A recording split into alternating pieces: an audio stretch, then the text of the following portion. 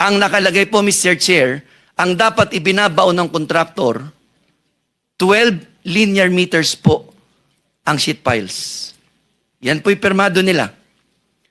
Pero kahapon lang po, bago ako pumunta ng Senado, ang actual po na sheet piles na ibinabaon, 3 meters. Yan po, maliwanag po. Kahapon lang po yan. Kababaw. Paano po hindi magiging substandard? Eh bakit po nila napayagan na gawa yan? Kasi ganito po oras nila ginagawa para Gabi. maitago sa tao. Gabi nila Gabi. ginagawa. That is a picture taken 10:40 in the evening na nagbabaon ng sheet piles. Habang tulog yung mga tao. I just would like to advise the Diskaya ko po, Mr. Chair, na kung meron mang bulletproof yung sasakyan ninyo na yung magaganda sasakyan, gamitin na ninyo. Sa dami na pagbaba sasakyan ninyo yan, ngayon ano? dito, gamitin ninyo. Because I'm very much concerned sa iyong security dahil sa bibigat ng mga pinagsasabi nyo dito, hindi niyo alam, kahit na yung congressman na binanggit niyo. Kaya mag-ingat kayo, I advise you to take all the necessary precautionary measures as far as your safety is concerned. Ngayon, tanungin ko kayo, meron kayong sinabi na isang congressman o ilang congressman pinagsabi na kaya ganito kalaki ang SOP na hiningi namin sa inyo, 25% to 30%. Dahil hindi lang sa congressman ito, hindi lang ito sa akin, kundi binibigyan namin si Congressman Saldico at saka si Speaker. Alam ba niyo kung ilang porsyento dito napupunta kay Speaker, ilang porsyento napupunta kay Saldico sa 25% na ito? Wala po. Dahil ang narinig ko lang po ay para lang po kay Saldico at kay Speaker. Yun lang po ang narinig ko, yung 25%. Patay Pero wala na po akong tayo. idea sa iba. So, Laglagan na to. Zaldico! Martin Romualdez! ma-presume natin by this Lag- committee, lag- you want to make us believe that yung 25% na binigay mo doon sa congressman, lahat yun mapupunta kay Saldico at kay Speaker o mayroong naiwan sa kanya? Narinig ko lang po sa bibig po ng mga kausap ko na mga politikong personal ko pong nakausap. Kasi yan po ang lagi nilang pinagyayabang. Lalo pag may lasing na po akong kausap na na politiko. Lasing pa mo. Siguro Sino ba mo yung ito, mga, dahil sino ba yung mga lasinggo dyan? Di ba? Yung sila Bangag? Lalisa? Alam mo, Teka muna. this is not a laughing matter. Teka muna. This is not a laughing matter. Teka This muna is a kasi very serious. baka mamaya lasing yung kausap mo kaya niya nasabi yung 25%.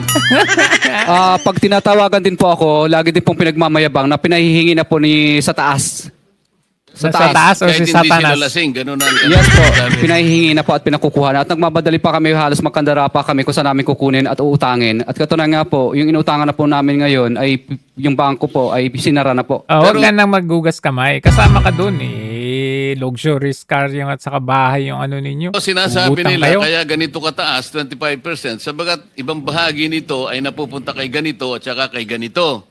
Pero wala ka namang kakayahan para suriin mo kung talagang naibigay kay ganon at saka kay ganon yung party niya. Tama? Yes po, Your Basta, Honor. basta kinuha niya lang, kaya ganito kataas sapagkat ipinakikita niya sa iyo na hindi lang para sa kanya, sapagkat meron pa rin siyang bibigyan. Ganon ang Opo, hindi po. napagkakaintindi mo. Ang danilig ko po sa kanila ay sa 25 na yun, wala pa siya doon. Wala pa siya. So wala pa siya ron. Opo. Solid yun sa taas, hindi yun sa congressman, ha? Yun po ang 25 mga narinig sa ko taas. madalas. Yun lang po ang narinig ko madalas. Kung ano lang po ang narinig ko na 25, wala pa daw sila doon. Wala Ibig sila sabihin, doon. Opo. Kay Speaker at kay Saldico Nako. lang yung 25? Yun pa ang narinig ko lang. Grabe, 25%. Are you done, Senator? Meron ka bang pictures? Thank you, Mr. Chair. Thank you, thank you. Diskaya. Senator Sherwin. Hindi, one more. Meron ka bang litrato ng mga bagman nila? Pictures o Kadalasan po, CCTV? maingat po sila at ayaw nila. At syempre kami naman po ay ayaw po naming ma-intimidate naman po sila. Opo. Saka ayaw po nila. Kadalasan po, syempre ang pagtatag po, kadalasan sa office o di kaya sa hotel, kinukuha. Pero kaya mo silang i-identify kung sakasakalin dumating sa pagkakataon na yon. Yes po, Your Lahat ng Honor. kumukuha para sa kanila, allegedly, kaya mo silang kilalanin, i-identify, sapagkat kilala mo sila. Yes po, Your Honor. Mr. Diskaya, sigurado ako i-deny yan ng mga pinangalanan nyo. No? Siguradong sigurado, 100%. Pero ba kayong iba pang mga ebidensya na magpapatunay na sila nga ang tumanggap, sila ang kausap nyo, tulad nga yung CCTV or meron bang mga deposit slip or merong mga any evidence na magpapatunay na itong mga pinangalanan nyo kanina totoo 'yon? Ledger lang po at saka yung parang voucher po yun. Opo. Pero hindi nyo nila pinirmahan yun. For our records lang po yun. At pangalawa po, ang talagang tunay na panaka-ebidensya po ay talagang natuloy yung project. Kasi pag hindi ka po nagbigay, mutual terminated o di kaya right of way problem ang kakaharapin mo o di kaya mararanasan mo ang lahat ng hindi mo mararanasan tulad ng hindi ka makakolekta kasi protected po sila ng mga Ganun pala. ng mga ano po. Pero ang congressman, wala naman silang kinalaman sa implementation ng project. Post-enactment yun eh. So hindi nila pwedeng sabihin may right of way problem ka, meron kang pwede nila i-terminate yung bidding. Ang pwede lang mag-terminate ng bidding ay yung district engineer. Pag tinanggal po nila si district engineer o di ka sa regional director, mamimili na lang po yung director at saka DE. Patanggal ka o sumunod ka sa pinagagawa ko? Ang congressman, hindi naman niya pwedeng pakialaman yung implementation ng project. Regional lang at district engineer. Opo, tama po. So Tama. paano niya papakancel yung project ninyo kung hindi niya kontrolado yung implementation? Ano po, tatawagan lang niya yung DE at RD para singilin po. So ibig sabihin nito mga politiko, may control dito sa RD at DE. Siguro, 100% po. 100% yun. At sa pagkaalam mo, itong DE at RD na may control sila, meron ring kinukuha dito sa mga proyektong nabanggit mo, itong mga proyekto, itong mga politikong nabanggit mo. Itong DE at RD. Ano po, I invoke my rights po. Kasi po, Sinabi mo na yung mga politiko, sabihin mo na lahat. Hindi po, I invoke my rights po kasi syempre natatakot din po kami sa aming kaligtasan, wala pa po kaming protection. At saka po, I invoke my rights kasi po sa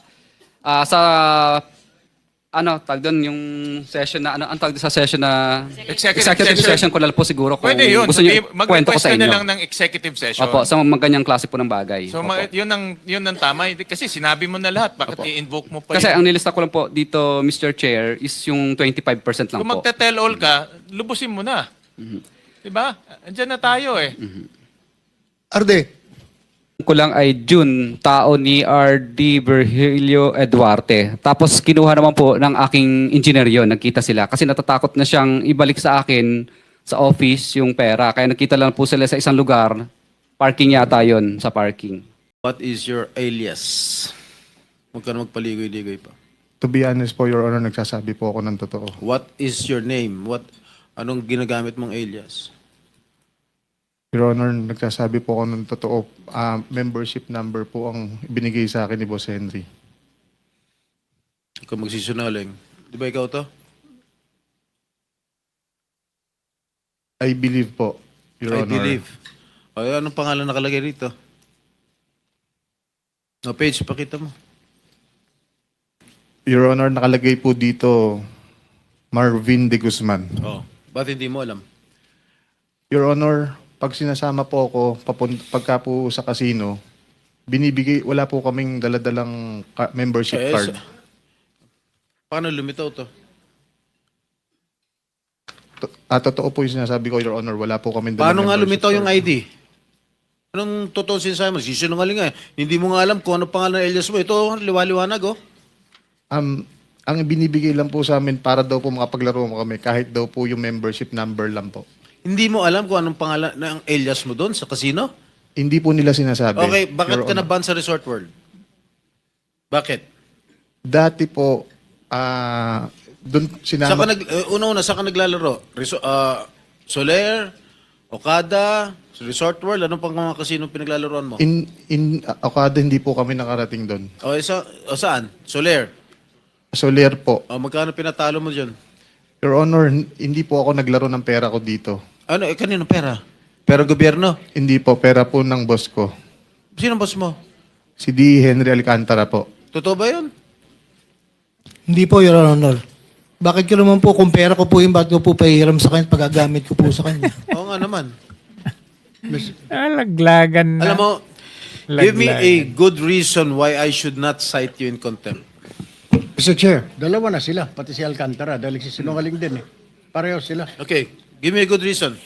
Because if your reason is unacceptable to all of us here present, we will be forced to cite you in contempt.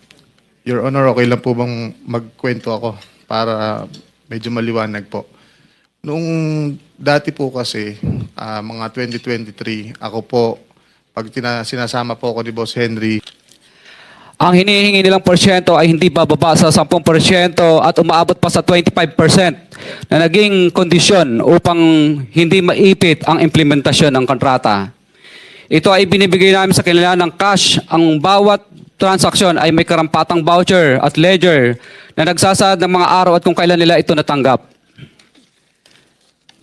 Ilan sa kanila ay sina Terence Calatrava, former Undersecretary of Office of the Presidential Assistant of the Visayas of the Philippines, Kong Roman Romulo of Pasig City, Kong Jojo Ang of Uswag Ilonggo Party List, Congressman Patrick Michael Vargas of Quezon City, Kong Juan Carlos Arjo Aitayde of Quezon City, Nicanor Nicky Briones of Aga Party List, Congressman Marcelino Marcy Teodoro of Marikina, Congressman Florida Robes of San Ay, congressman. Jose del Monte, Bulacan, Congressman Leandro Jesus Madroño of Romblon, Congressman Benjamin Benji Agarao Jr.,